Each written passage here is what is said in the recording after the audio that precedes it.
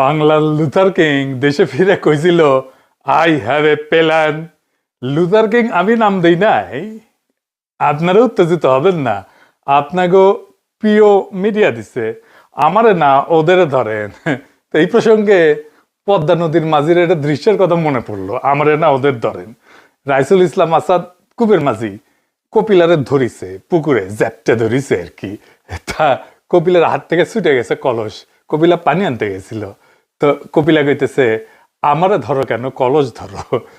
দেখেন কেদা দিমু তরে তুই রং নাই কেদা দিবার স্যার দিবানা দিদিবানা মাঝি দিবানা কইলাম। কি করলে এটা?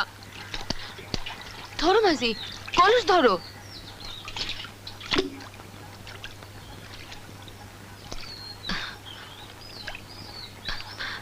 আমারে ধরো কেন, কলস ধরো। তারেক রহমানকে বাংলার লুথার কিং দেখলে মানব জমিনের মতি বাইরে ধরবেন, হামাক না। যাই হোক, এখন একে একে প্ল্যান বেড়া হইতেছে। বিএনপি মেলা টাকা পয়সা খরচা করে প্ল্যান করিচ্ছে।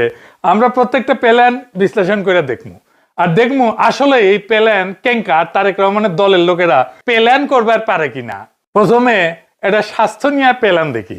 বিএনপি কইতেছে তারা ক্ষমতা নেওয়ার প্রথম 180 দিনে কি করবি, কোনো বানানো কথা না, তাদের কথাই, তাদের তৈরি ভিডিওই দেখি। আসেন দেখি। বিএনপি জনগণের ভোটে নির্বাচিত হলে প্রথম 180 দিনের মধ্যেই চালু করবে United national health care solution.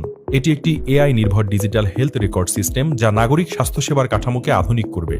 সবার জন্য স্বাস্থ্য নিশ্চিত করতে নাগরিকদের জন্মকাল থেকেই চিকিৎসা ও স্বাস্থ্য তথ্য প্রযুক্তিগতভাবে সংরক্ষণ করা হবে।